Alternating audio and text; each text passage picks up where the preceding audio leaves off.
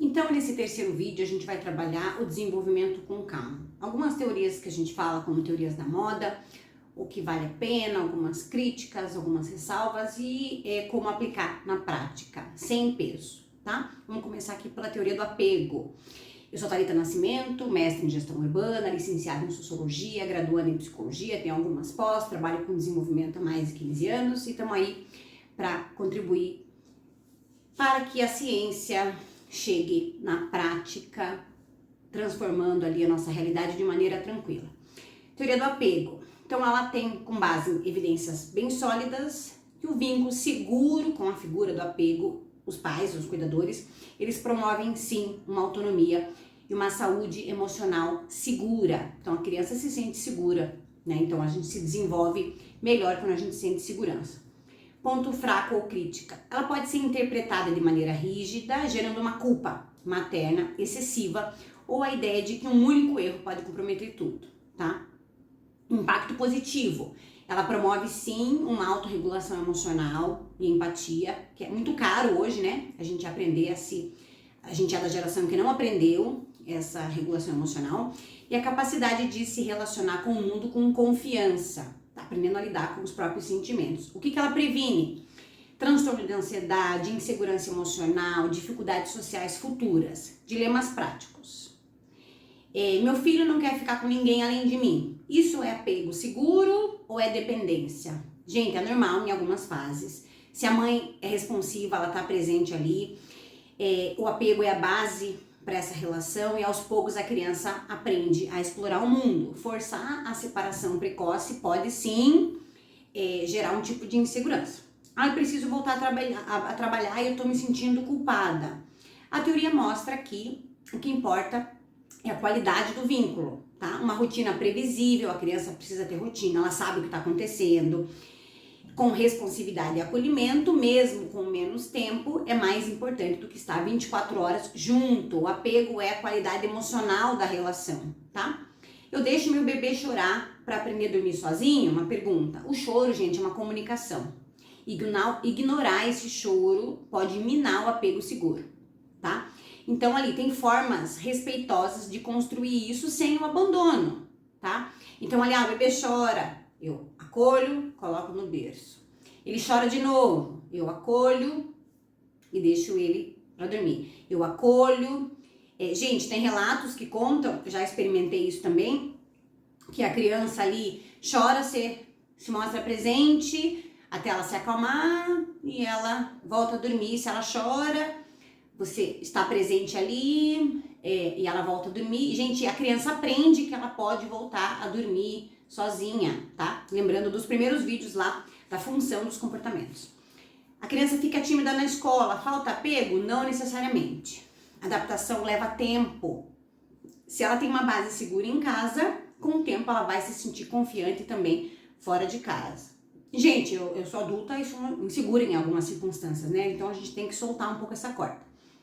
Disciplina positiva, do Nelson. Ponto forte. Educa sem punições, com firmeza e gentileza. Punição é uma troca, né? Tem que cuidar. Ensina habilidades para a vida e promove cooperação com respeito. Então a ideia é uma consequência, né? Então a gente ficou até tarde, não vai dar tempo de ler a historinha, não é uma punição, uma coisa que tem relação com a outra, né? Ponto fraco ou crítica, ela pode ser mal interpretada como permissividade. Então tem que ter uma consistência, tem que ter paciência e tem que compreender as emoções. Impacto positivo, ela desenvolve empatia e autonomia, senso de responsabilidade. Então eu não faço as coisas porque eu vou ser punido, eu faço as coisas porque eu compreendo a relação de causa e efeito entre elas, tá? Então, claro, uma geração que eu só faço se eu ganho, uma geração que tá criando essa ideia de que eu só tenho um bom comportamento se eu vou ganhar alguma coisa, prêmio ou punição, né? A disciplina positiva, ela vai entender muito mais como uma autonomia respeitosa ali, né? O que ela previne? Uma agressividade previne a baixa autoestima, ela previne a obediência cega, né? Ou rebeldia extrema. Porque é um humano que está se desenvolvendo no mundo ali, compreendendo e sendo respeitado. dentro de limites, né? Então eu tenho um limite seguro e eu tenho um espaço ali onde a criança pode caminhar. Dilemas práticos e respostas com base na teoria. Se não castigo, como que ele vai aprender? A disciplina positiva ensina consequências lógicas e naturais, e não punições. Ensinar é mais eficaz do que punir. Posso dizer não ou isso é violento? Pode e deve. A teoria trabalha com limites claros e respeitosos. Dizer não com afeto e firmeza é educativo. Meu filho ignora o que eu peço. A disciplina positiva não funciona aqui. Pode haver excesso de fala, blá, blá, blá, blá, blá. Pouco comando, né? A criança precisa de comando. Criança precisa de previsibilidade de adultos coerentes, tá? Tem uma rotina, tem o que eu devo fazer, tá pré-estabelecido, tá? Tem os combinados. 4. Ele grita quando se frustra. Posso gritar de volta para impor respeito? A teoria mostra que espelhar gritos só aumenta o descontrole. Então, grito fala bastante sobre o quando a gente não sabe o que fazer. Quando a gente não sabe o que fazer, a gente grita. Mas se acontecer com você, a gente tem que ter maturidade para entender que a gente erra e que a gente está em desenvolvimento também, né? O adulto é o regulador emocional. Acolha e nomeie as emoções. Não é fácil, gente, na prática, porque a gente também tem emoções, a gente também precisa aprender a regular, mas a gente estuda e a gente se acolhe e a gente se esforça. Neurociência do desenvolvimento, o Siegel, né? Pontos fortes. Mostra como o cérebro da criança é moldado pelas experiências. Ele reforça a importância da regulação emocional e do cuidado nos primeiros anos. Ponto fraco ou crítica. Ele gera um neuroterrorismo, uma pressão de que tudo impacta no cérebro para sempre, né? Também pode ser usado de forma superficial. Impacto positivo na criança. Ajuda os pais a entenderem a importância do afeto, da brincadeira e da presença no desenvolvimento do cérebro social e emocional. É importante saber ali, né? Eu vou falar o nome dos autores para você poder pesquisar. O Alan Shore e o Siegel e o Gerhard. Falei mais ou menos, depois eu posso escrever. O que ele previne? Trauma precoce, dificuldade no aprendizado e problemas de autorregulação, se você respeita bem as bases neurológicas, né? Dilemas práticos. Tem problema usar tela na hora do almoço? Gente, isso em qualquer teoria, né? Refeições são momentos de conexão e linguagem. Nem para adulto, né? É saudável, né, gente? O uso frequente de telas nesse momento pode empobrecer o desenvolvimento da linguagem do vínculo. Só um minutinho. Continuando, falando aqui dos dilemas práticos, né? O uso frequente de telas nesse momento pode empobrecer o desenvolvimento da linguagem e do vínculo. Gente, é um estímulo a mais. Sem demonizar as telas, né? Se bem que a ciência tem mostrado que o impacto é bem danoso. Olha eu fazendo o terrorismo aqui, o neuroterrorismo.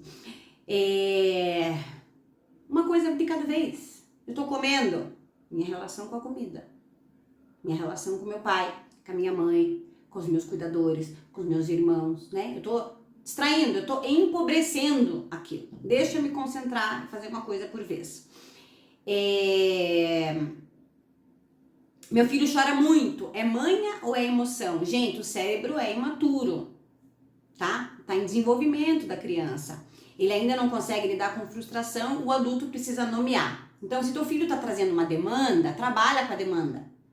Não, a gente quer respostas prontas e a gente quer soluções que a gente não tem, porque a gente também não aprendeu. Então, você vai ter que, o que ele tá me trazendo? Quais são os caminhos que eu posso desenvolver? Quando o tempo de tela é saudável? Gente, até os 2 anos e, idealmente, pela teoria, é 0. Depois, com supervisão e limites claros. Eu estou elaborando um curso sobre como regular os aparelhos para uso de telas e jogos, tá? O cérebro aprende por interação ativa, não por passividade. Então, toda atividade que você coloca o teu filho como passivo, ele tá, como diz, empobrecendo. Não fica traumatizado pensando de que, meu Deus, estou fazendo mal pro meu filho. Pensa que a gente tá deixando de desenvolver Tá perdendo a oportunidade de desenvolver, porque às vezes a criança ficar sem fazer nada, ela tá se desenvolvendo, né? Mas, gente, não precisa ficar o terrorismo de é proibido. A gente tem que conseguir usar as coisas com consciência dentro da nossa rotina, dentro da nossa realidade, tá? Sem muito drama. Mas com consciência, né? Ele não obedece de primeira, falta maturidade ou é má vontade?